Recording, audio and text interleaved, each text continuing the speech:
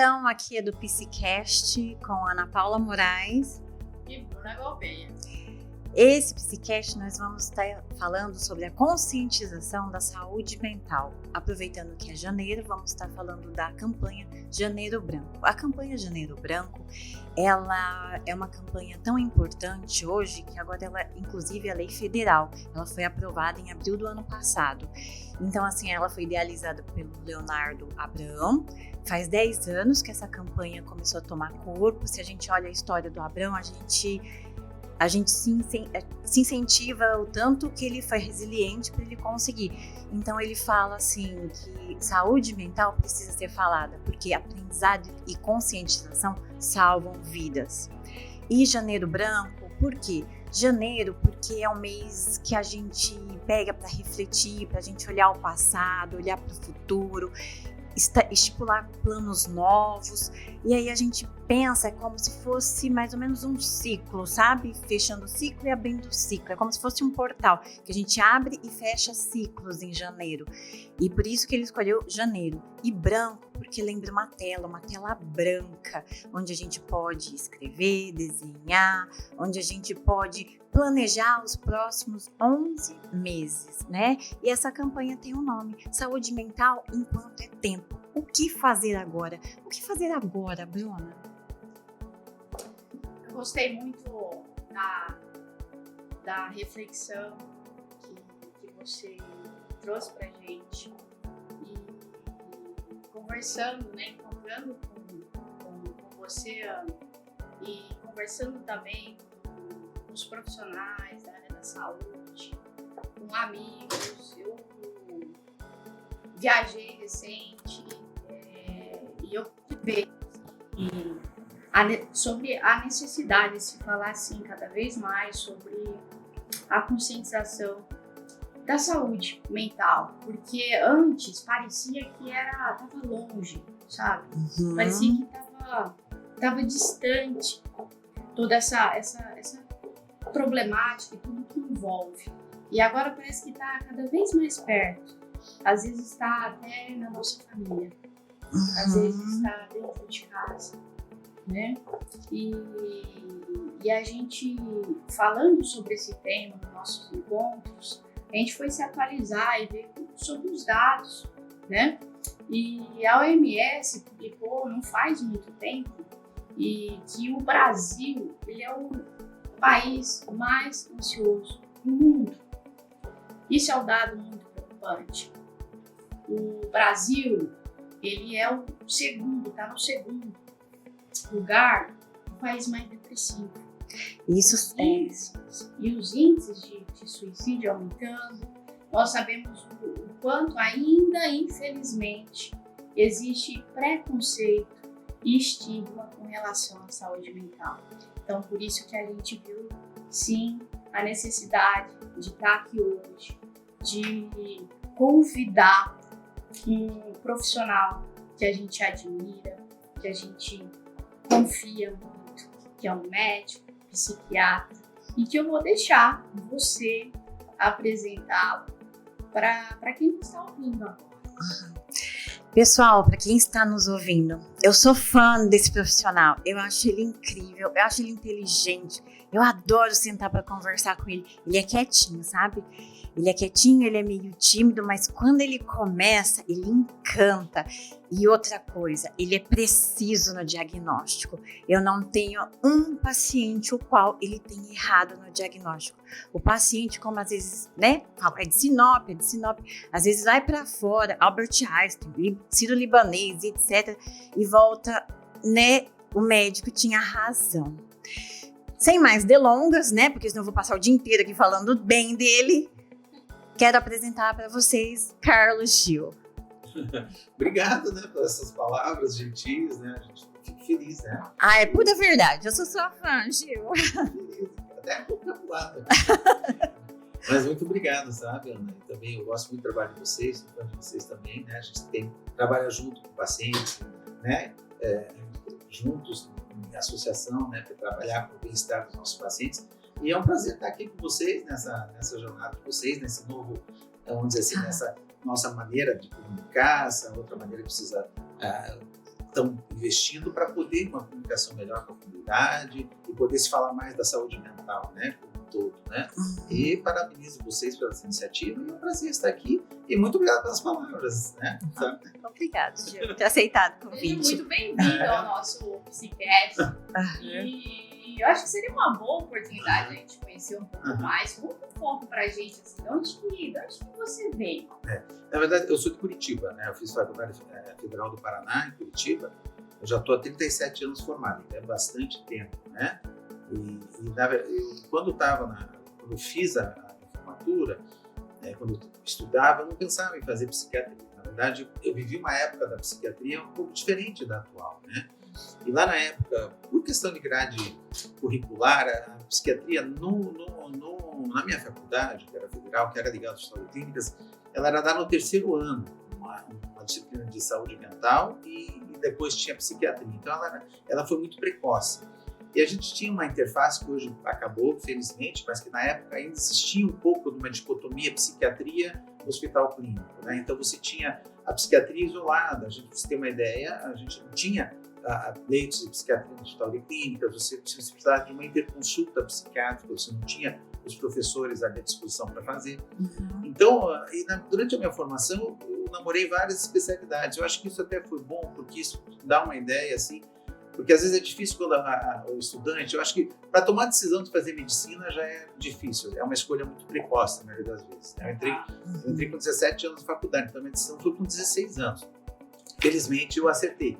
Mas desde que começa a faculdade, eu gostava de pediatria, depois eu fui para reumatologia, depois eu fui daí acabei fazendo residência clínica médica, 2 anos, no hospital de clínicas, e depois que eu fui começar a trabalhar no hospital psiquiátrico, eu fui começar a gostar da psiquiatria em si.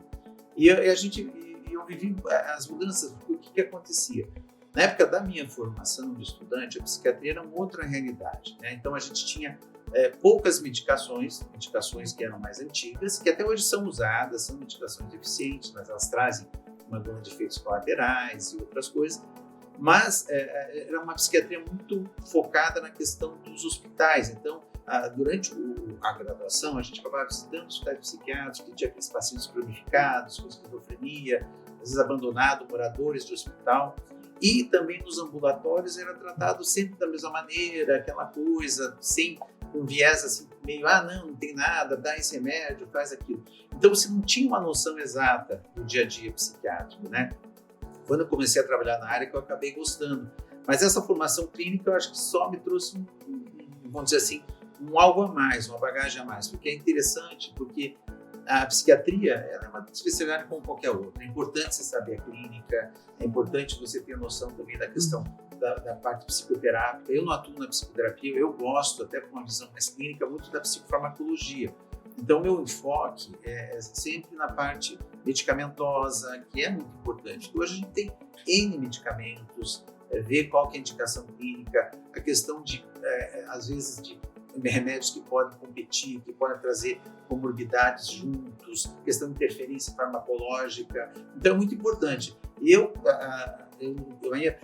Quando precisa da terapia, acho que o psiquiatra assim, que não faz, que alguns psiquiatras gostam, às vezes, de trabalhar nessa área psicoterápica, né?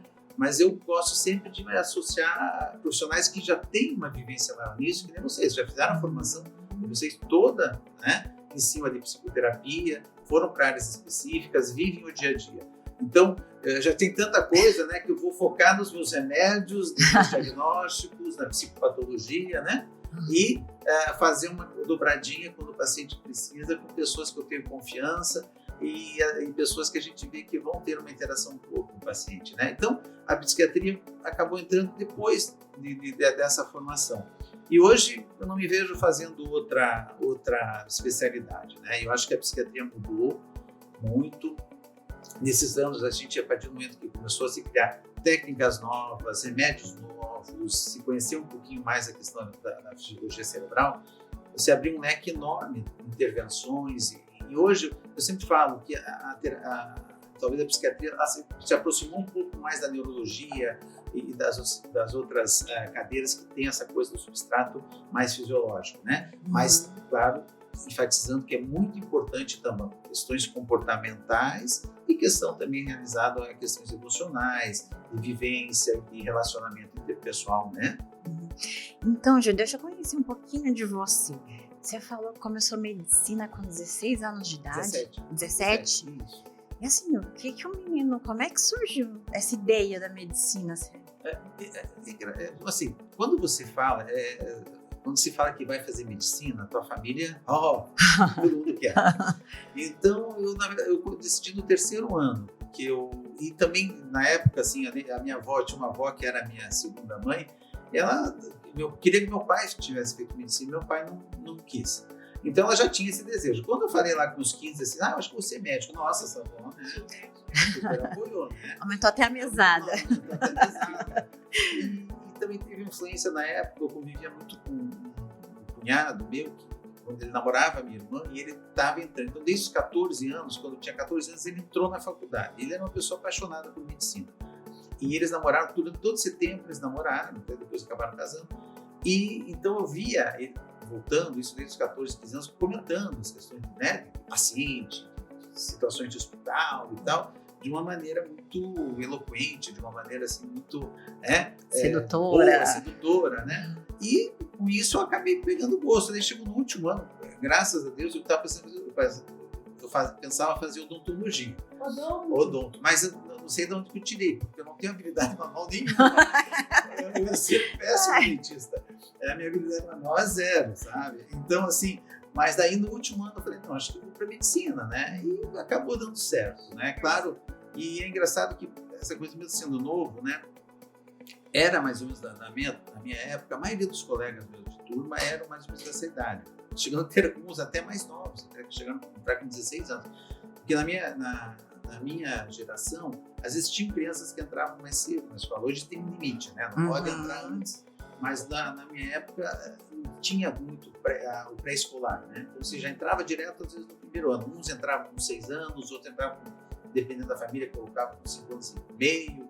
Então era uma turma, quando a gente vê as fotos de calouros, você vê aquela molecada, né? No primeiro ano de medicina, perdidos, né? Com um estresse muito grande, mas ao mesmo tempo um dando força para o outro. Tanto é que nós estamos há 37 anos formados e até hoje nós somos muito amigos. É uma turma que nós somos de 80 e a cada 5 anos a gente se reúne, né? Vocês se encontram? Sim, nos encontramos a cada 5 anos. Vamos no hotel, no final de semana. E a gente tem um WhatsApp super ativo de conversar, de fazer, né? Só não pode se colocar política, né? Mas o resto a gente pode conversar de tudo. Então é muito interessante. Então esse grupo ajuda, porque não é uma jornada fácil para uma pessoa jovem fazer medicina. Então, nesses 6 anos que eu estudei, eu convivia mais com esses colegas do que com a minha própria família, porque a carga horária era 36, 40 horas por semana, né? E fora plantão, fora estágios, né? Mas é uma profissão muito bonita e felizmente que eu levei sorte, acabei escolhendo uma coisa que eu gostei.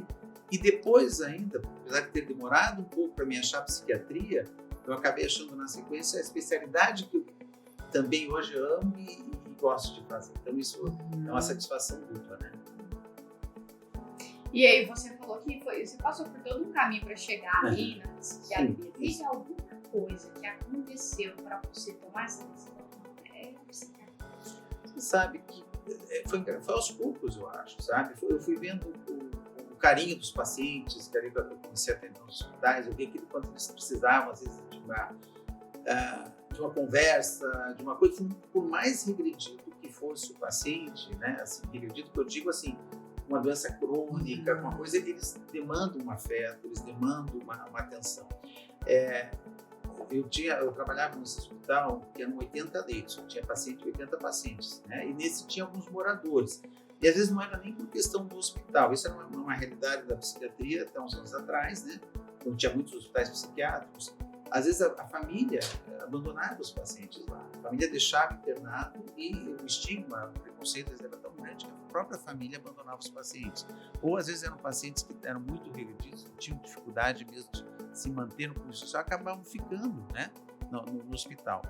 E tinha algumas coisas que começaram a me marcar, que eu via essa troca com eles e eu comecei a estudar e gostar da área e eu comecei a achar interessante, até que chegou um ponto que, sabe, começou a ganhar força.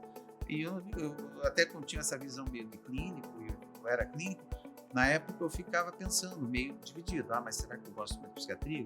E foi indo, mas eu comecei a estudar, até que chegou um ponto que eu falei, não, então vamos virar a chave, agora eu sou psiquiatra, a clínica me ajuda no meu dia a dia, para fazer um diagnóstico diferencial, para saber um exame, né?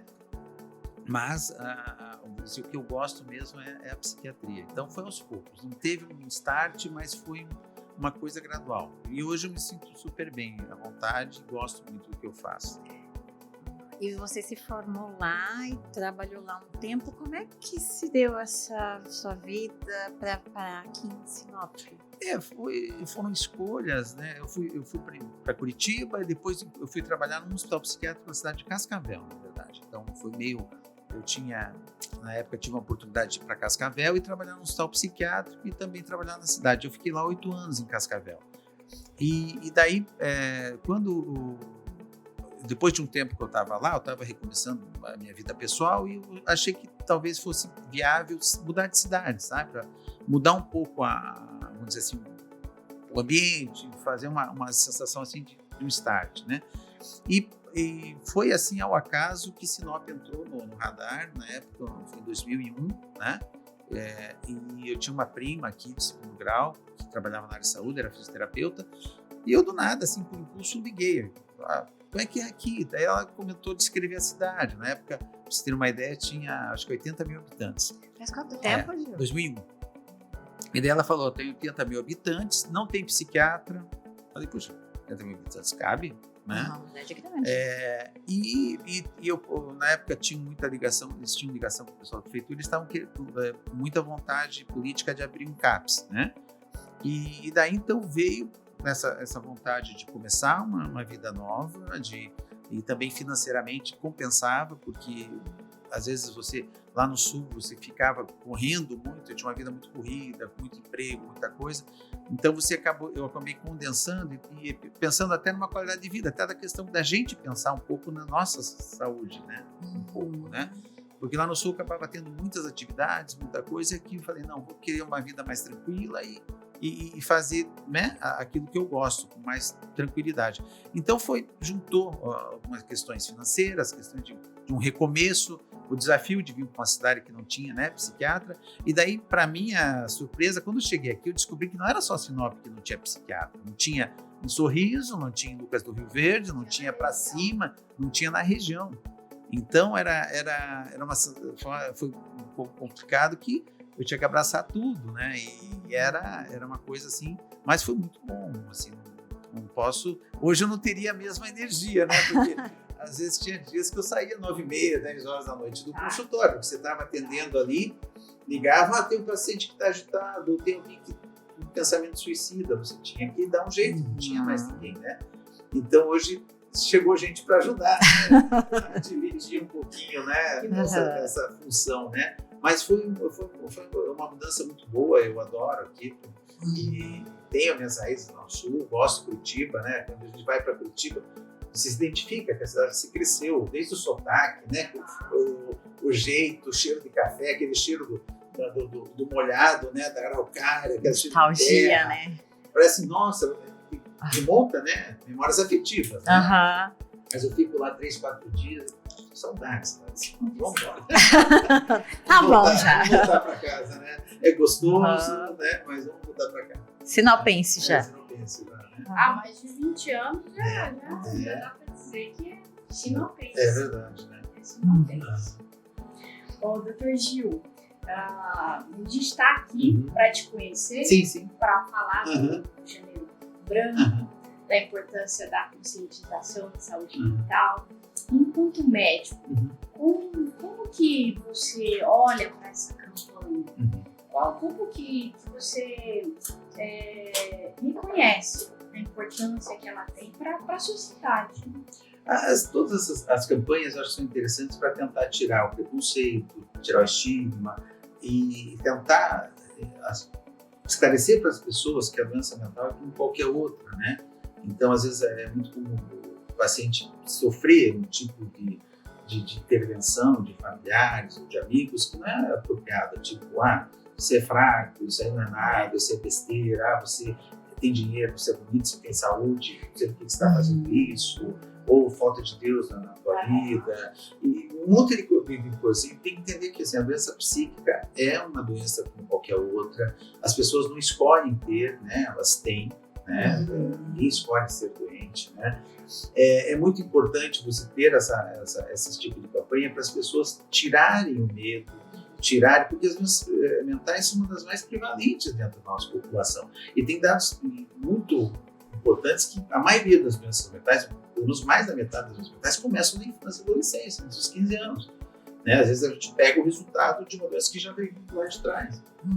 Então, assim, é muito importante se investir nesse tema, se discutir na sociedade, né? Abordagens para tentar melhorar isso, né? Para prevenir essa doença mental, questões assim de saúde pública, como posso intervir, como posso melhorar a qualidade da população, né? Estruturar a questão da saúde mental, de atendimento. A gente está falando em off que às vezes a gente tem ainda uma dificuldade muito grande de dar vazão, né, para esses pacientes, principalmente no setor, às vezes até no setor privado, é difícil que em geral no setor público, né?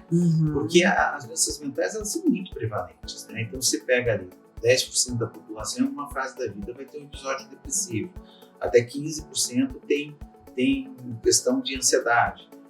10% aqui no nosso país tem problema do uso abusivo de álcool. Então você vai começar, fora os transtornos de ansiedade, então você vai testar muito. E as doenças mentais, elas são responsáveis por grande parte da questão de perda de dias de trabalho, de questão previdenciária. Então, a gama de consequências dos transtornos mentais dentro da sociedade é muito grande.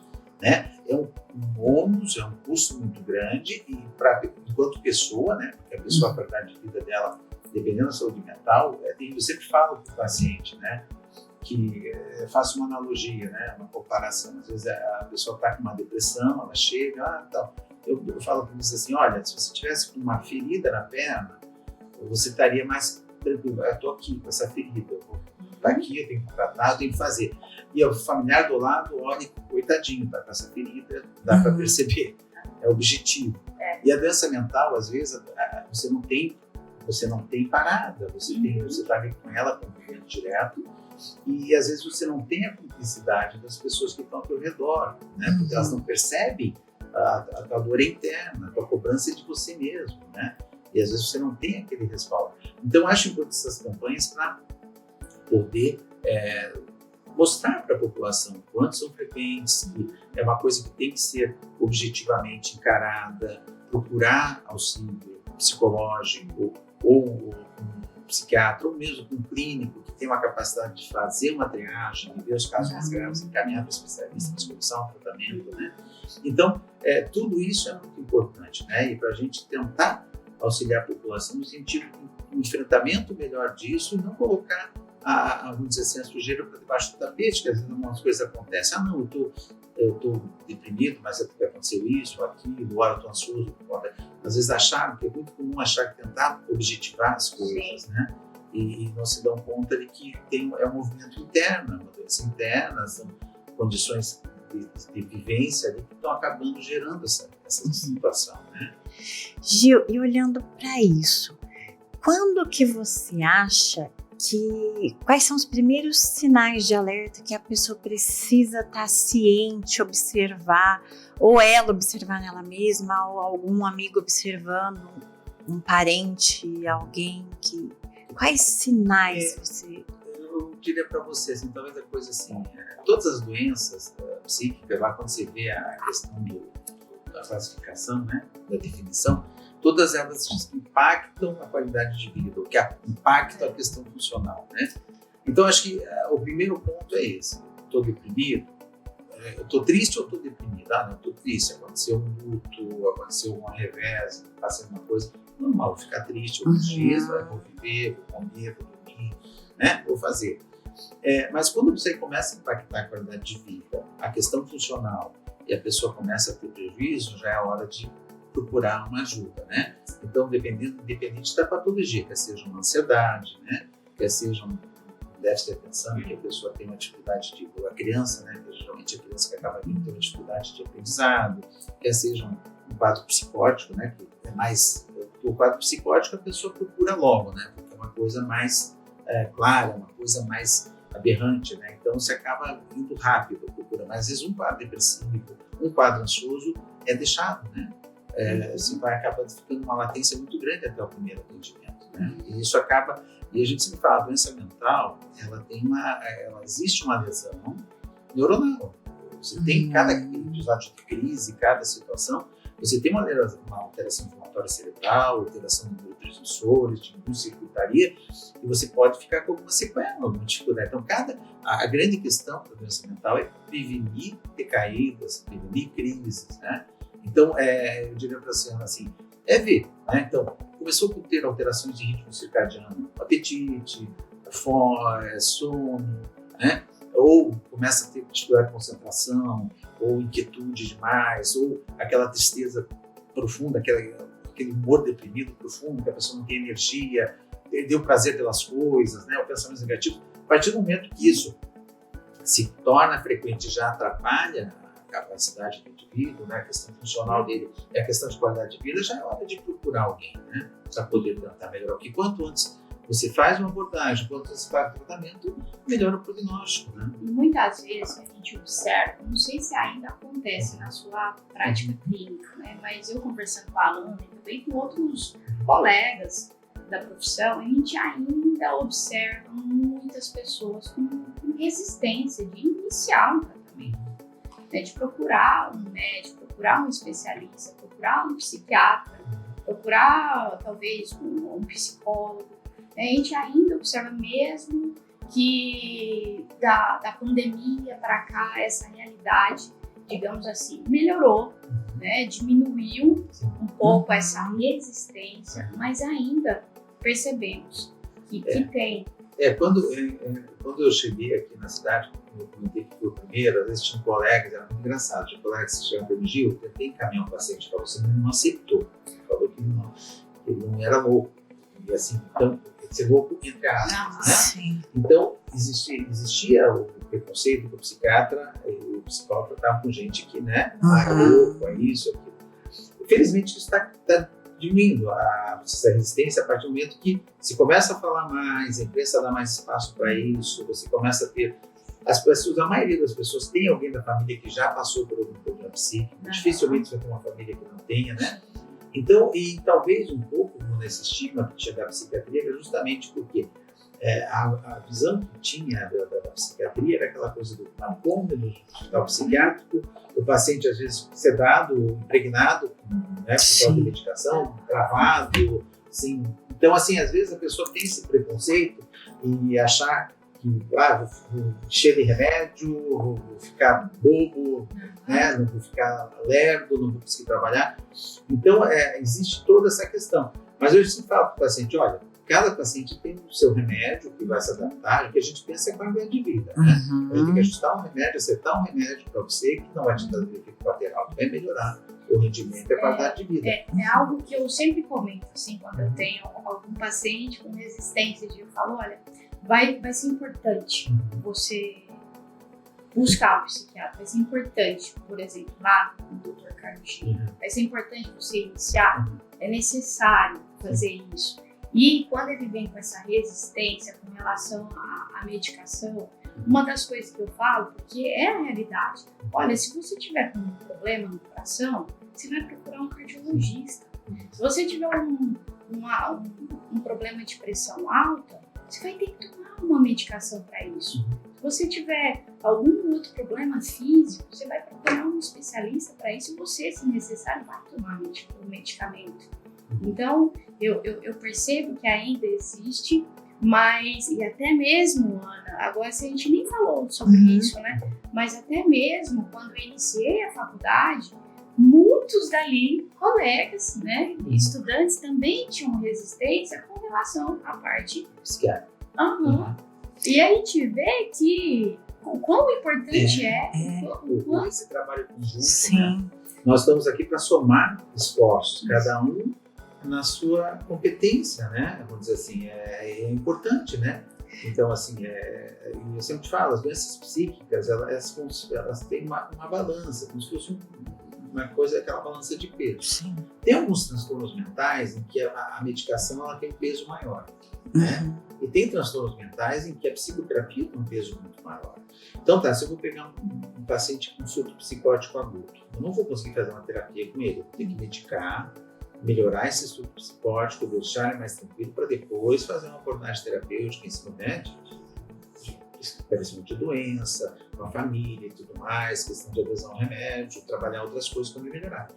Agora, se eu pego um transtorno de personalidade, borderline, narcisista ou outro tipo de coisa, a medicação é pontual para aquele momento, sintomática. Mas o que vai tentar melhorar mesmo a evolução desse paciente é a psicoterapia. Então, nós temos que saber, né, trabalhar em conjunto, não ter o medo um do outro, né, do psicólogo e do psiquiatra, né? E a gente sabe, eu sou bem, assim, eu acho que sou bem tranquilo, porque assim, eu costumo, a gente conversa, né, a gente dá total abertura para conversar sobre os casos, a gente consegue lidar junto e é muito bom se poder fazer um trabalho somatório para o bem do paciente, né? Então, essa aí infelizmente, uma coisa que tinha isso, né, Bruna e Ana, mas eu acho que tomara que isso comece a diminuir cada vez mais e chegue um ponto que, né, que acabe, né? Porque nós estamos aqui para somar forças, né? Não por isso que a gente está tentando conversar, informar, né? Porque assim, eu sei que cada caso é um caso, sabe, Chico? Mas de uma forma geral, qual que seria, o que você acha que seria o prejuízo da pessoa que não toma a medicação? Nossa, é total. E o pior que quando falha um processo terapêutico, né, vamos dizer assim, vamos comentar de doenças mais graves. Às vezes o paciente não está respondendo ao tratamento, né? Então mas a primeira coisa que se pensa, gente, será que o diagnóstico está errado? Né? Será que é uma outra coisa? Mas às vezes esquece será que o paciente aderiu ao tratamento? Será que ele está tomando o remédio? Porque é muito comum, às vezes, o paciente parar. A maior causa de retorno de sintoma psicótico, de esquizofrenia, é a parada da medicação. Né? Então, tanto é que hoje, vamos dizer assim, tem alguns trabalhos bem interessantes, e a gente já tem mais ou menos isso, não é uma coisa assim muito do dia a dia nosso, as medicações de longa duração, os antipsicóticos, vamos falar no caso da esquizofrenia, né? É uma doença que, vamos dizer assim, é importante dentro da psiquiatria.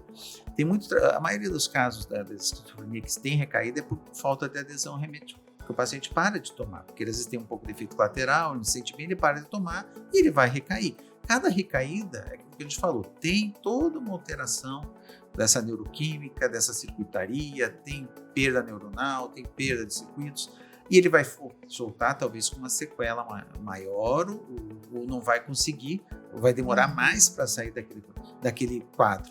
Então, a gente hoje, por exemplo, medicações de longa duração, né, de longa ação. Então, a gente tem medicamentos aí no mercado que você pode fazer, você começa com uma dose até trimestral para psicose, você faz uma ampola a cada 3 meses, né, que é o aripiprazol de longa duração. Essas medicações, ou mensal, elas são muito mais eficazes para a prevenção de recaída do que o oral, porque o oral às vezes se torna um campo de batalha, porque às vezes o esquizofrênico ele não tem insight da doença, ele acha que não é doente. Aí fica uma briga da família com o paciente para tentar que eles tomem o remédio, né?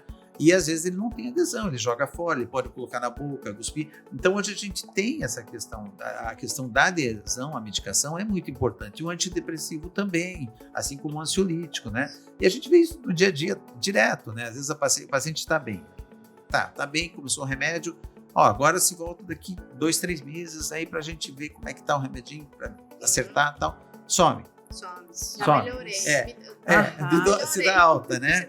Então às vezes é uma patologia, um transtorno que teria que ter sido o tratamento de manutenção para mais tempo, para não recair, né? E daí eles param, daqui a pouco, 1 ano e meio, 2, volta. Aí você vai, mas o que aconteceu? Não, estava bem, estava bom, achei que não ia voltar, parei, daí volta, né? Isso é ruim para ele, porque daí também vai trazer mais problemas, né? Então, mas é difícil, mas aí a questão é você, na hora eu acho que o grande X da questão é a questão do trabalho com o paciente durante a consulta, a adesão, o vínculo terapêutico, o engajamento dele para você tentar convencer ele, né? Porque hoje o paciente ele tem uma busca, vamos dizer assim, ele tem uma opinião cada vez mais ativa, né?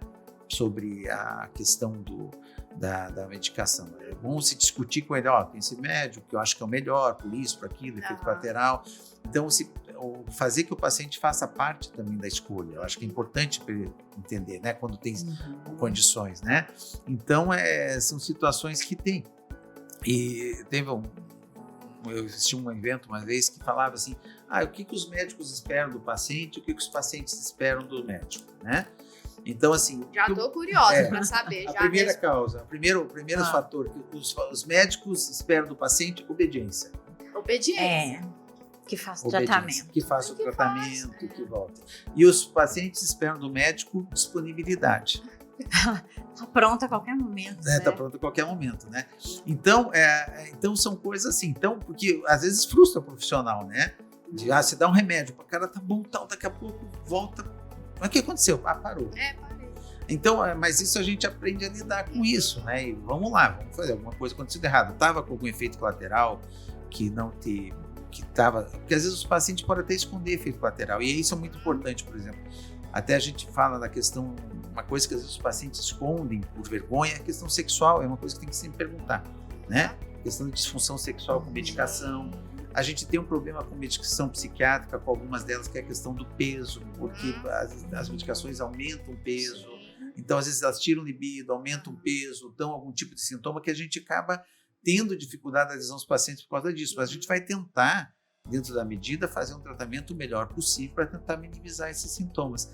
Mas são situações de dia a dia que a gente tem que conviver, a gente tem que sempre esclarecer o paciente que quando para a medicação, volta tudo, existe um risco de uma recaída mais intensa, às vezes não responder mais àquela medicação. E não é às vezes na primeira vez que você consegue acertar um remédio. Então, a gente tem uns trabalhos lá que falam assim, quando o paciente chega no teu consultório e você dá uma medicação, a chance de você acertar de primeira, às vezes, do paciente melhorar é 35%. Às vezes, precisa de aumentar a dose, fazer uma potencialização, ou trocar de... né? Então, você precisa ter um pouco de tempo para ajuste, para fazer a coisa funcionar. E dentro disso, uma das grandes, vamos dizer assim, dos grandes tarefas nossas, enquanto médico, é justamente estimular o paciente a manter a adesão, né? Manter a adesão ao tratamento, um bom vínculo para ele poder falar para você alguma coisa que não está sendo legal, às vezes até uma pergunta direta, né? Porque às vezes o paciente ele segura algumas coisas, mas a gente tem que estar sempre batendo nessa tecla, porque é muito importante essa questão, mesmo antipsicótico. Gente, você tem, né? Vamos dizer assim, a questão de antipsicóticos, aquela questão da esquizofrenia refratária, né? Se você usa 2 antipsicóticos por tempo determinado, por dose adequada, ele não responde, se considera já um caso refratário, você vai para a clozapina, que é digamos assim, um antipsicótico de resgate, que é muito bom, traz efeitos colaterais, você tem que controlar, tem que fazer um exame a cada semana, por 6 meses, mas às vezes esse paciente nem era refratário, às vezes ele simplesmente não aderiu. Então, às vezes o médico tem que pensar assim, tem que pensar, gente, será que ele está aderindo? E às vezes a família não sabe.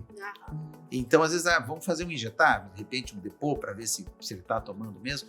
Então, essa questão da adesão e a psiquiatria é uma coisa muito importante dentro da vivência nossa, né? Porque o paciente ele tem a tendência, como são doenças crônicas na sua maioria, isso que você falou é um discurso que eu também tenho, sabe? Às vezes o paciente fala, doutor, mas hoje, se eu tenho esquizofrenia, eu tenho bipolaridade, o tratamento é o resto da vida. Se eu tenho uma depressão depois do 3º episódio, o tratamento também é o resto da vida. Então, assim, às vezes o paciente, mas tem que tomar o resto da vida? Eu falo, gente, olha, eu sempre falo para eles, olha, doença que cura, geralmente, ou é infecciosa, que eu vou matar a bactéria, ou a bactéria vai me matar, ou trauma. Mas a maioria das doenças, se a gente for ver, são crônicas. É como você falou, diabetes, eu tenho que tomar um remédio o resto da vida, eu tenho uma doença reumática, eu, tomo um remédio, eu sou hipertenso, tenho que tomar o resto da vida, tenho hipotiroidismo, vou tomar um hormônio o resto da vida. Então, a gente justamente tem que trabalhar essa questão de entender a doença mental é como qualquer outra. né, a gente vai fazer um remédio para controlar, né? Dependendo da patologia, eu vou precisar desse controle contínuo. Né? Gil, eu percebo às vezes no meu consultório que as pessoas, quando eu encaminho para psiquiatria, elas esperam um milagre. E aí eu coloco para elas que o psiquiatra tem um prazo, aí até você me corrige, tá? Porque eu nunca, eu li isso uma vez, mas eu não sei, que o psiquiatra tem até 6 meses para ele ajustar e acertar na dose da medicação da pessoa. Você sabe, assim como eu falei para vocês, ó, o antidepressivo eles começam a fazer, você tem que usar pelo menos uns 20, 30 dias, pelo menos para ver se vai ter. No início, às vezes vai ter mais efeito colateral e vai piorar a ansiedade do que melhorar. Então você tem que, né, ali tentar ajustar. E como eu comentei ali, às vezes na primeira opção do antidepressivo você vai ter um acerto de 35% na primeira vez. Então, né? Então você tem que, às vezes, ter esse tempo. Não existe assim, um tempo mágico, né? Tanto tempo, mas com certeza, algumas consultas vai precisar para se ajustar. E às vezes tem pacientes que são mais graves, que demoram mais tempo, ou pacientes que têm, né, a questão até do efeito nocebo, né? Que tem o placebo e tem o nocebo, né? O placebo é aquilo que quando eu tomo alguma coisa, eu tô com a ideia de que vai me fazer bem, vai fazer. E o nocebo é o contrário, porque às vezes você tem paciente que tem o preconceito contra a doença psiquiátrica, né? E contra o remédio psiquiátrico, que já vem com aquele medo incutido, né? Ah, não, porque o remédio faz mal. Aí ele toma o remédio já achando que o remédio vai fazer mal. Então, você tem esses dois viés. Então, assim, cada paciente é um, mas às vezes você demanda mesmo um pouco mais de tempo para você poder ajustar a medicação, né? Mas eu acho que a grande questão é você dar tranquilidade na primeira consulta, o paciente sentir segurança em você, e você explicar as etapas, até explicar que isso pode demorar um pouco para você ajustar, que no começo vai ter essa piora. Eu ouço muito de muitos pacientes que falam do seu atendimento, né? Do conversar, do explicar, ter essa escutativa. E nesses atendimentos, né, com os pacientes que ainda chegam até você, imagino que deve ter mudado um pouco do tempo atrás e hoje, mas quais são as maiores dúvidas dos pacientes que chegam até você? Em relação à doença ou em relação aos remédios, a tudo, né? A primeira, como todo, a questão da duração do tratamento, o tempo, se vai demorar muito. Se vai demorar muito. O brasileiro se pode beber junto com o remédio, né? Às vezes mas pode. Né? Então, a gente brinca aqui para relaxar, mas o pior que são coisas assim que às vezes tem, verdade, né? É verdade. Então, assim, se vai afetar a questão sexual. E às vezes eles não perguntam, depois vai perguntar para mim. Eu falei, poxa, você não perguntou. Sabe? Então, as dúvidas do tratamento são essas. Então, às vezes tem aquela confusão, né? Porque eles acham que todo o remédio, ele vicia, né? Então, até é bom comentar aqui, tem os remédios, os benzodiazepínicos, que são aqueles de receitinha azul, né? Que são remédios que, de fato, podem criar dependência, podem criar abstinência. E são remédios que a gente usa no dia a dia. Desde que bem usados, eles são remédios que têm lugar, né, na nossa farmacologia, tem lugar para os pacientes. Porque tem alguns pacientes que precisam usar um benzo no início de um tratamento, tem um quadro de pânico, o antidepressivo vou fazer o benzo. Tem pacientes que às vezes estão usando o benzo há muito tempo e não consigo tirar e tem um pânico refratário ou um TAG que não responde com os outros, às vezes vai ter que usar. É claro que você vai tentar sempre, da melhor maneira, tentar evitar o uso crônico, mas às vezes vai ter que ter. Os benzodiazepínicos o maior problema é quando isso era descontrolado, né? Às vezes aqueles pacientes que tomavam 20, 30 anos, faixinha preta, e nem consultavam, né? Ele só renovava a consulta, ou agora que está um pouco mais restrito essa questão, né? Mas até uns anos atrás você conseguia qualquer receita em qualquer, né? Em farmácia, sem precisar de receita, às vezes tinha assim, meio. São Paulo até hoje, você consegue o que se quiser, né? É incrível, a gente tem pessoas que vão lá, que falam assim que lá você consegue qualquer tipo de coisa, né? Então, isso complica. Então, às vezes tem esse preconceito dos remédios por causa da questão da dependência, do risco de dependência. Mas é salientar que os remédios, os antidepressivos, os estabilizadores de humor, antipsicóticos, eles não têm esse problema de dependência, né? Alguns podem fazer sintomas de abstinência, que seria uma outra situação, né? Então, a dependência é quando tem um remédio, que quando eu tiro, vem à vontade, estimula o receptor que vem à vontade de tomar ele. E a abstinência é um período de readaptação fisiológica do teu corpo, que vai durar uns dias, vai ser autolimitado, até você se acostumar sem aquela medicação. Então, a gente tem alguns antidepressivos que causam muita abstinência. Então, se a paciente interrompe rápido, ele vai ter uns dias de mal-estar, tontura, náusea, tremor, vômito, mas não é dependência. Então, assim, os remédios, de uma maneira geral, os benzodiazepínicos podem causar um pouco de dependência? Podem, mas desde que bem usados, a gente não vai ter problema. O problema é quando tinha esse uso indiscriminado, né? E os outros remédios que a gente usa, antidepressivos, esses aí não.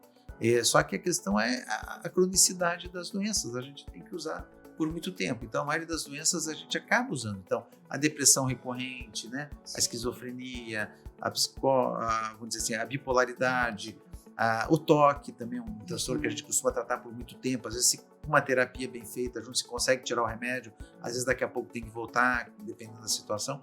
Então, cada caso é um caso, né? Mas a gente tem que trabalhar sempre essa questão, né? Do preconceito, do medo da medicação. E tem outra coisa, né, Bruno, que a gente está vendo cada vez mais.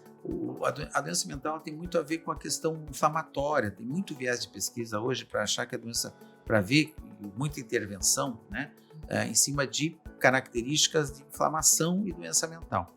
Então, as pessoas têm isso direto. Então, não só a doença mental, ela é debilitante, ela também vai lesar teu cérebro. Então, às vezes, a pessoa fala, não vou tomar remédio que vai fazer mal, mas a doença em si, a ansiedade crônica, a depressão crônica, ela leva a uma lesão muito maior cerebral, não só cerebral, mas em outras partes do sistema, do que a medicação. A medicação não faz, a medicação vai tentar melhorar isso. Se ela tiver algum efeito colateral, vamos ajustar, vamos fazer, né? A maioria dos remédios psiquiátricos, desde que são seguros para ser usados. Claro que tem remédios que a gente precisa fazer um ajuste de dose, fazer dosagens, fazer exames laboratoriais de rotina. Então, o lítio, por exemplo, né? Que a gente usa muito para bipolaridade, para depressão. O lítio, apesar de ser uma droga super antiga, ela é até hoje o padrão ouro para bipolaridade como estabilizador de humor. E é um remédio que você precisa fazer exames de controle, né? No começo até você achar a dose, depois a cada 6 meses função renal e tiroidiana, a dosagem do remédio, e se tiver alguma coisa tem que tomar cuidado com o remédio que a pessoa toma para não levar.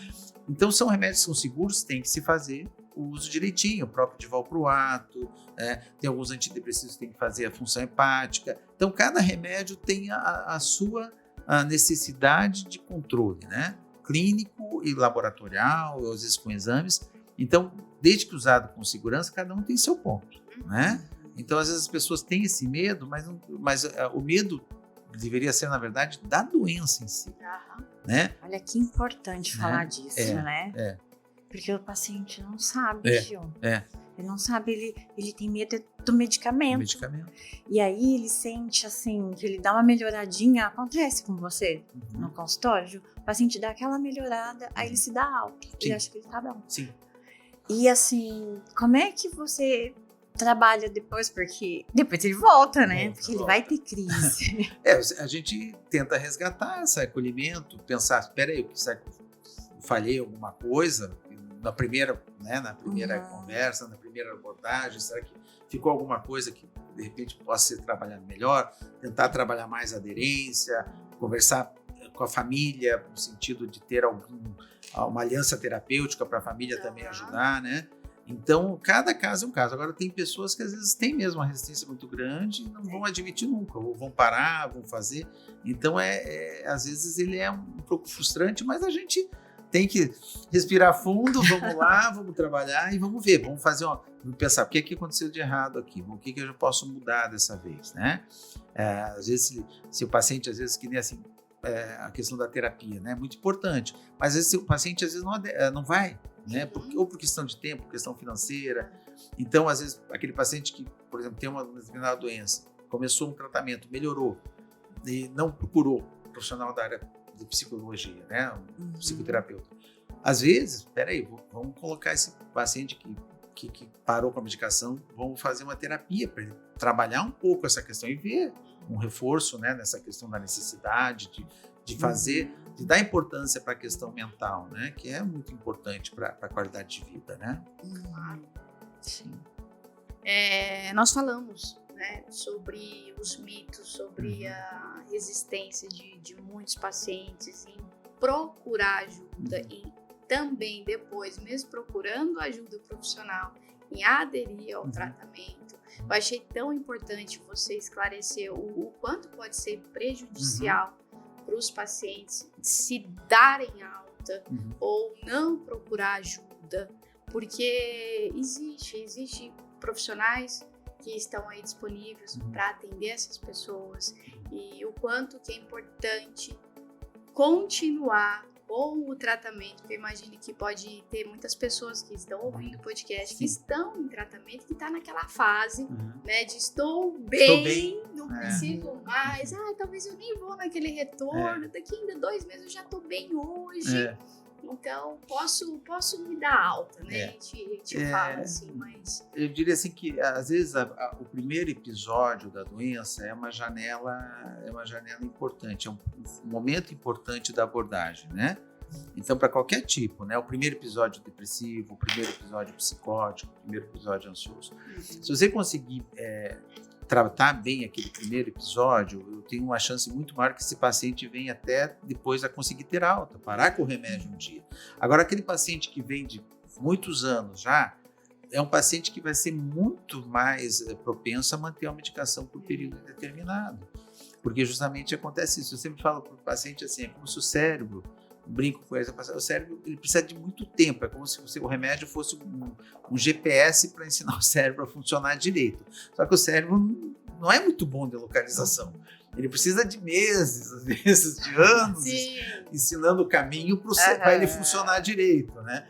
Então, essa questão dessa oportunidade, né, a pessoa que tem um primeiro episódio, né, não demorar muito para começar um tratamento e, quando tratar, fazer o tratamento adequado, ter uma dose adequada, vamos dizer assim, parar na época certa para evitar o risco de recaída, né? É muito importante, que tudo bem, pode ter uma recidiva, trata uma depressão hoje. Tá? Então, o primeiro episódio depressivo, a gente faz por 6 a 9 meses depois da melhora, né? Você pode tentar começar a parar o remédio e tentar parar. Se a pessoa faz direitinho, né, que não tenha ficado, que tenha tido uma restauração, pode ser que ele nunca mais tenha.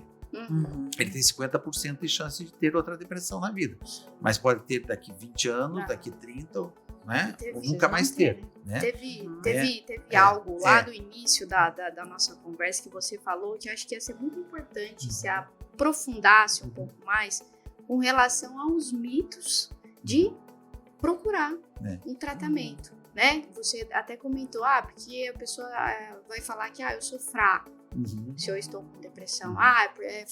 Tem uns que falam falta de Deus. Falta de Deus. Eu acho importante a gente falar um pouco mais sobre isso, porque ainda existe muito desses mitos.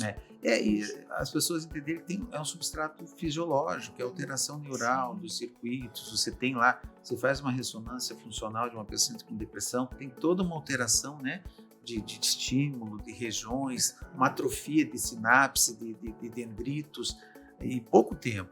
Né? Então, tem remédios que às vezes fazem florescer rápido, né? Então, tem coisa interessante, a cetamina, né, que é um remédio que a gente está só citando assim, uma coisa que a gente usa em depressão grave, tentativa de suicídio, é um remédio que se você faz, depois de pouco tempo, floresce teu neurais, ele tem um efeito muito rápido. Então, essa questão do substrato neural, substrato fisiológico, é importante a pessoa saber. É uma doença, como qualquer outra, é como se fosse uma pneumonia, como se fosse um infarto, como se fosse uma hipertensão. O teu cérebro vai ter esse tipo de lesão, só que é uma lesão inaparente, porque ela é microscópica, ela é uma evolução lenta, né? Que justamente a pessoa não percebe. Né? É diferente de um quadro agudo. Sim, muitas pessoas se sentem culpadas por sentir o que sentem, né? A culpa já é um sentimento, e culpa já é um dos sintomas da depressão, né? E daí às vezes vem mais essa questão. Então a gente tem que trabalhar isso. Você não tem culpa, isso é uma doença como qualquer outra, a gente tem que tratar, é como se fosse um antibiótico. Eu tenho uma infecção urinária, eu vou tratar um antibiótico pelo menos 10 dias. Então, tem uma depressão, no primeiro episódio, vai ser 9 meses, talvez 1 ano, vamos tirar. Quando for tirar, tem que tirar devagarinho para ver se não volta. Gil, eu percebo que tem muito estigma em cima disso, sabe? Tem muito paciente que chega no consultório falando, nossa, mas eu tenho de tudo, eu não poderia estar assim, ou então muito ansioso, e falando que não é ansioso, né? Sabe? Batendo pé, tremendo, arrancando cabelo, roendo unha, e falando, não, estou super calmo, tá tudo bem. Mas eu acho que você é ansioso. Não tenho ansiedade na minha vida. Como é que assim, você trabalha com essas pacientes, com esses pacientes que vão lá com essa negação, com essa resistência desse estigma? Não tenho a doença, mas me mandaram aqui. Eu não confronto no primeiro momento, eu tento puxar ele para o meu lado. Porque nessa situação, até são coisas assim, dependendo do paciente, às vezes o pessoal me fala, e acontece de tudo, né? Por exemplo, já aconteceu uma situação assim, a família me ligar e falar, doutor, eu vou ter que levar o meu irmão, o meu pai, só que eu quero que se faça uma ficha no meu nome, mas é ele que vai ser atendido, entende? Eu chamo ele. Não, vamos... Aí eu falo, não, gente, assim não funciona, né? Peraí, ele tem que saber que ele vai vir consultar, ele tem que estar concordando. Se ele não está concordando, se ele está agressivo, se ele está psicótico, então é caso de internação, uma coisa assim, porque não tem como é que eu vou fazer aderência. Agora, se é um paciente assim, concordei, todo mundo fala que eu estou precisando, né? Tô aqui na minha frente, veio, né? Eu tento naquele... Comigo às vezes acontece, minha mulher mandou. Isso, minha mulher mandou, meu irmão mandou, minha filha disse que eu preciso. Então, nesse primeiro momento, o que eu tento é puxar ele para o meu lado, não bater de frente. Mas fala, me conta, como é que foi? Mas por que eles acham isso? E vai. E daí eu tento pontuar dentro da história dele algumas situações assim de... Explico, né? Porque às vezes dentro da história ele mesmo coloca situações, né, de ansiedade, ou situações de uma insônia, de uma alteração, de um comportamento, de uma discussão, de alguma coisa, mas isso que você chama a atenção para aquilo, mas é aquilo, tal. Aí você tem toda aquela questão de tentar convencer ele de que a medicação pode fazer muito efeito. E muitas vezes esse paciente mesmo que estava bem resistente na primeira consulta, depois de 1, 2 meses que vem, nossa, doutor, tô outro. Se eu soubesse, eu já tinha vindo antes. Muito tempo antes. E daí, para quando se quer tirar o remédio, fala, não tira não. Deixa esse remédio. Né? Então, assim, acho que no primeiro momento que você vai ter que, nesse tipo de paciente, você vai ter que ganhar a confiança dele e tentar puxar ele para o teu lado, porque no primeiro momento que ele vai chegar em você, você vai ser um adversário dele, você é um inimigo dele, né? A palavra de psiquiatra, né? Me trouxeram aqui porque preciso, mas eu não preciso. Estou aqui porque... Né? Mas daí, então, você sempre conversa, tenta fazer. Eu converso sozinho com ele no final. Às vezes eu chamo sempre a família, eu costumo chamar até para a pessoa pontuar, porque às vezes eles omitem muitas coisas, né? E assim vai. Mas, assim, é um paciente que você tem que ter um pouco mais de tempo, né? E tentar puxar ele para o teu lado. Claro que algumas vezes dá certo, algumas vezes não. Às vezes o paciente tem tanta negação que acaba não voltando, né? Mas a gente tenta, né? Olha, Gil, já tive um paciente que quando eu encaminhei para você, ele falou assim, nossa, eu tô no fim da linha. Um psiquiatra, olha o ponto que eu cheguei. Eu tive que ir num psiquiatra. Hoje ele é tão fã, sabe? Olha só. Ele fala, o psiquiatra me salvou, salvou a minha vida. Mas é importante, né? Então, assim, a terapia também, né? Vocês têm um tratamento ali, uma função muito importante no paciente. Até que quando vocês entram de férias, os pacientes ficam meio, né? Meu Deus. Porque eles têm essa questão de uma segurança ali, né? Tanto com o médico quanto com o terapeuta, aquele vínculo, né? Mas é muito importante isso. Depois de um tempo, eles começam a ver a importância, né? E depois de um tempo, à medida que vai melhorando, a gente vai dando autonomia, né? Vai tentando que eles fiquem sem essa necessidade tão grande, né? Mas eles sabem que eles podem contar sempre com a gente. Isso dá uma segurança enorme, né? Olha só, Gil, teve paciente meu que para ele ir em você, primeiro ele subiu lá em cima, aí ele desceu. Depois ele foi até a porta do teu consultório e voltou. Depois ele foi, conversou com a sua secretária e voltou. Eu acho que foi a 4ª, 5ª vez que conseguiu marcar uma consulta. Olha você só. acredita? Imagina. De tanta resistência. Tanta resistência, né? Tem. E a gente falou muito sobre a resistência, os estigmas em torno disso. E como que a gente... Opa, esse microfone aqui. E toda hora ele entra aqui, vem mais pra cá com o microfone. Vem mais pra cá. Meu Deus, eu vou falar assim esse microfone. E como que a gente poderia, então, cuidar da nossa saúde mental? Da nossa, O que a gente pode fazer Eu- para cuidar da nossa saúde? eu acho que, assim, claro, a mesma coisa que a gente orienta para o nosso paciente, né? Alimentação, atividade física, o sono, que é uma coisa muito importante, né? Uma qualidade de sono. E a gente também é humano como qualquer outra pessoa, né? A gente tem, às vezes, a necessidade, as Com vulnerabilidades, né? certeza. E dentro da nossa profissão, é uma profissão que traz muito, né? O problema das pessoas, a gente tem aquela escutativa, né? A gente tem que saber, na hora que sai do consultório, eu tô ali, mas na hora que sair, deixar essa bagagem lá para trás para poder, né, não carregar esse peso com você, né? Então, quando eu tô aqui, eu tô 100%, né? Eu tô sentindo, eu tô tendo empatia, eu tô tentando melhorar, vou tentar te ajudar, vou tentar fazer. Aquilo que eu falei da disponibilidade, né? O paciente, sempre tento ser disponível, nem que seja para uma conversa no WhatsApp, uma coisa assim, para poder. Isso dá uma segurança enorme para eles, né? E eu acho que é importante. E justamente essa questão de você. Eu já tive épocas assim, e todos nós, eu acho que teve épocas mais difíceis, ou por Com questão certeza. profissional, ou por questão pessoal mesmo. Sim. Eu já fiz terapia, alguma fase da vida, para alguma atividade de situação. Eu tenho colegas médicos, às vezes, que são referências minhas também para discutir casos, às vezes, para ter, né? E isso é bom, né? Você ter alguém com quem dividir, para pessoas de referência, que você tem confiança. Mas aí, o que você acha disso? E, né? Olha e tal, né? Então, tem toda essa questão. E eu não faço a terapia, mas até vocês que fazem terapia, geralmente tem que ter, né, o supervisor para você Sim. poder se distanciar, porque às vezes se começa a ter uma relação. As pessoas, às vezes, né? acham estranho falar que você faz terapia. Sim, Né? faço Precisa, terapia. né? Porque Sim. para você precisar, às vezes, de um olhar de fora, fora do set terapêutico, para te mostrar, às vezes, alguma coisa que você pode estar ali, né? Eu, como não faço terapia, eu não faço contínuo, né? Um processo de psicoterapia, mas já houve situações de vida ou fases da minha vida que eu você fiz. fez. E eu agora, né, que eu tô chegando aos 60 anos, né? Não parece. Agora é meia tarde, né? Que nem fala, né? Mas tem situações, agora, às vezes você começa a relembrar situações, né? E eu lembro episódios meus lá da juventude, recém-formado, em que eu tive decisões, ou eu tive situações de vida em que eu optei por uma coisa e eu vejo que eu estava errado, que a melhor decisão teria ser feita uma terapia, e eu não percebi que eu estava por um caminho que não era certo.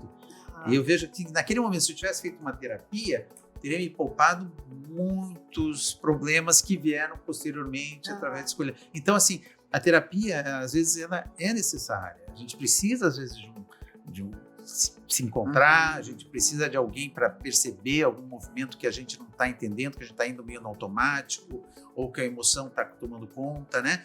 Então, assim, apesar de, né, que a gente brinca assim, né? Porque eu sou cardiologista, que eu não vou infartar, não é que eu sou pneumologista, que eu não vou ter tosse, né?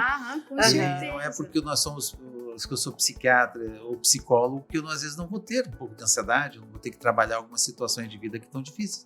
Então, eu acho super, assim, necessário e salutar, né? Você precisa se perceber quando você precisa de alguém para te ajudar e buscar essa ajuda, né?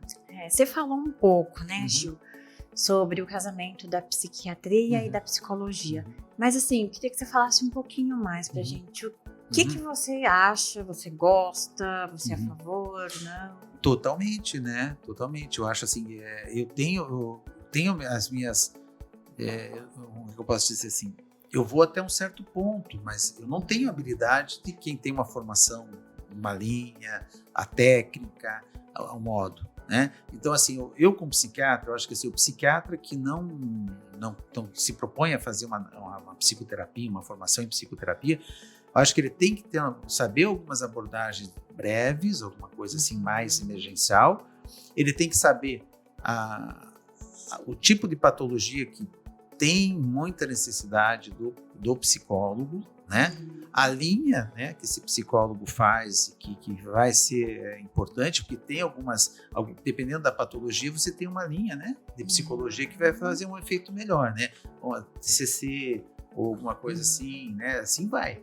MDR, assim vai. Depende da situação. Então, assim, e esse casamento é muito importante, porque tem situações de pacientes que eles precisam desse apoio psicológico, eles precisam trabalhar comportamento, eles precisam trabalhar mais essa questão emocional. O remédio, às vezes, é uma coisa para ajustar no primeiro momento, daí a psicoterapia vem para dar uma esmerilhada, né? Tirar o que sobrou. Então, esse trabalho conjunto entre as nossas duas funções, nossas duas especialidades, é muito importante. Eu vejo assim como fundamental. É aquilo que eu comentei. Tem patologias que o peso da psicoterapia até é maior do que da psiquiatria, né? E eu sou bem enfático nisso. Olha, gente, não adianta você vir aqui comigo pegar o remédio se não fizer terapia.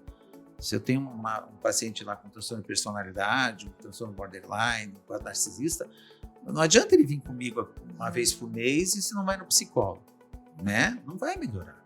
Então, então assim como um paciente psicótico que chega lá no consultório de vocês não vão ter como fazer uma terapia com ele. Você vai ter que mandar, vai no psiquiatra, vai no pronto-socorro para medicar, para depois se voltar. Então, acho que essa situação é muito importante, aquilo que a gente comentou. Tem que,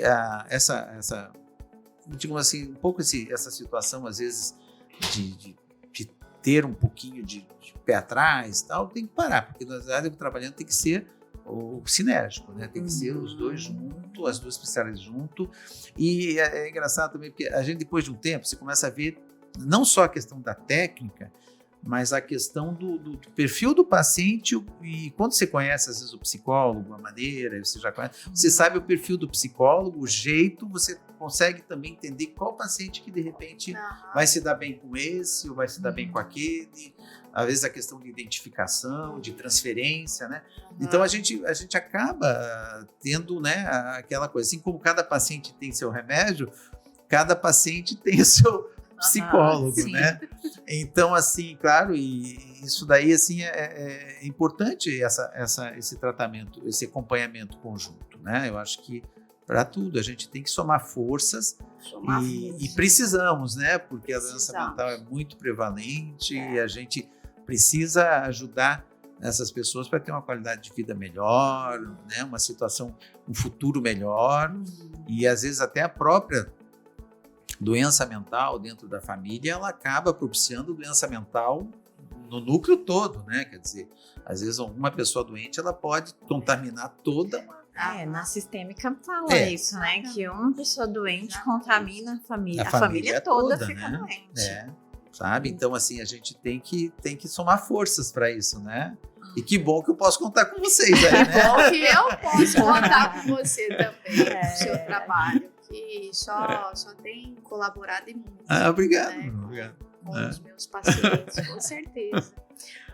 Nossa, a gente já tá terminando. Terminando. Passa rápido, né? Passou rápido. Foi muito bom, assim, ouvir tudo que você trouxe pra gente, de reflexão, de dados também, do seu conhecimento também da medicina. Ao mesmo tempo, foi muito bom conhecer um pouco mais de você. E já que a gente está terminando, eu gostaria de pedir para você deixar aqui uma reflexão para quem está ouvindo nosso podcast, algo que você gostaria de falar para quem está ouvindo. Eu acho assim, tem algumas situações que eu acho assim, a gente tem que aprender a viver bem, a gente tem que focar às vezes saber o todo, dar importância para as coisas certas, né? Assim, todas as pessoas, né? E eu acho que a gente não pode ter medo de procurar ajuda, né? De às vezes, achar que não precisa de nada, né? Eu acho que, assim, a doença mental, as pessoas entenderem que ela, apesar dela ser uma doença invisível, apesar de você não ter um exame que demonstra, ela é uma doença que uma morbidade extrema, uma diminuição da qualidade de vida extrema, e que quanto antes se você notou alguma coisa que você não está bem, né, o nosso participante que não está bem, que alguma coisa não está legal, procurar o quanto antes, porque quanto antes você conseguir uma intervenção, melhor vai ser esse prognóstico, menor vai ser as consequências, né? as sequelas disso, o impacto dentro da vida pessoal, o impacto dentro da vida profissional. Porque às vezes a gente vê, né, pessoas que às vezes, por causa de um transtorno de base, têm tantas dificuldades para desenvolver uma carreira profissional ou para ter um núcleo familiar estável, né?